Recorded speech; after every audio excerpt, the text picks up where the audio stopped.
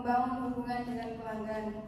Di sini kami akan memperkenalkan diri dengan saya sendiri, Indah Dwi Utami, NPM 24200-178. Saya Marsya dengan NPM 24200-194. Saya Rina dengan NPM 24200-179. Saya Novi dengan NPM 242-00184. Saya Maharani dengan NPM 24200-201.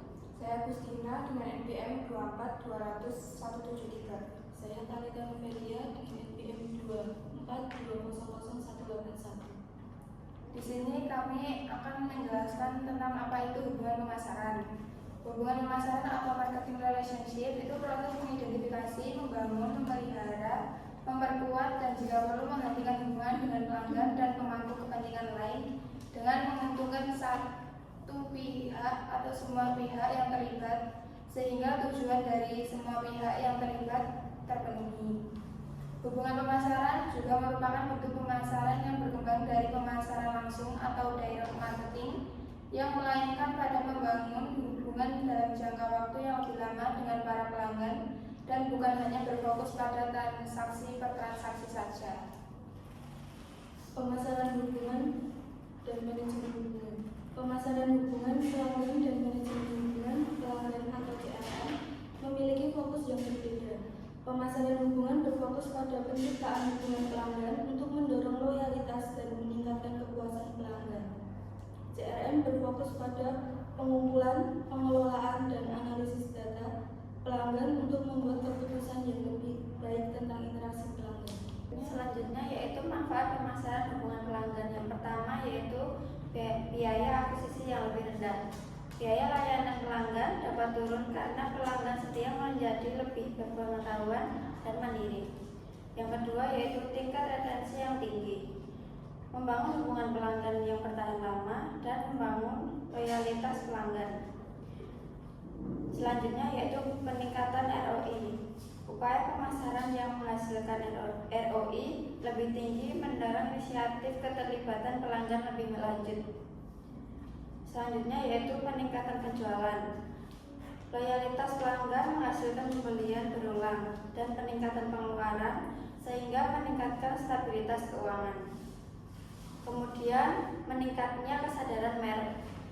Pelanggan setia seringkali menjadi pendukung yang menyebarkan merek kepada orang lain. Kemudian yang terakhir nilai seumur hidup pelanggan atau CLV yang dioptimalkan. CLV yang lebih tinggi dapat menghasilkan pendapatan yang lebih tinggi, peningkatan laba, dan ROI yang lebih tinggi. Selanjutnya ada 5 langkah pemasaran hubungan. Yang pertama, pemasaran dasar melibatkan taktik langsung yang mempromosikan produk atau layanan seperti pesan sederhana, skema, harga, dan promosi. Yang kedua, pemasaran reaktif. Pesan selama tahap reaktif harus menekankan ketersediaan dan perhatian. Yang ketiga, pemasaran yang bertanggung jawab, menekankan dedikasi bisnis terhadap produk dan layanan, serta komitmennya terhadap kepuasan pelanggan.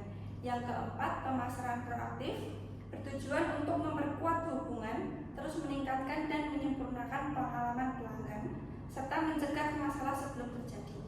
Yang kelima, pemasaran kemitraan, bertujuan untuk menguntungkan kedua belah pihak, baik pelaku bisnis maupun pelanggan.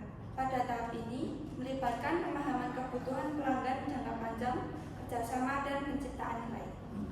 Selanjutnya ada 5 strategi pemasaran hubungan pelanggan. Yang pertama, terhubung melalui konten yang berharga, menciptakan hubungan dengan pelanggan, serta menyediakan konten berkualitas dan berwawasan. Selain itu, memamerkan produk juga akan memberikan solusi, memicu minat, dan memperkuat reputasi merek. Yang kedua, ada personalisasi pengalaman pelanggan. Dengan mengindividualisasikan pengalaman pelanggan, dapat menunjukkan penghargaan, dapat meningkatkan kepuasan pelanggan, sekaligus membangun hubungan dengan pelanggan. Yang ketiga, dengarkan atau terapkan masukan dari pelanggan. Perusahaan yang menghargai masukan pelanggan dapat mengidentifikasi tren dan merumuskan strategi perbaikan. Pelanggan cenderung lebih loyal jika melihat hasil nyata dari saran mereka.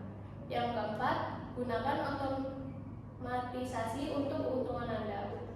Komunikasi yang dipersonalisasi dapat berfokus pada tugas yang lebih bermakna dan memperkuat hubungan secara bersamaan.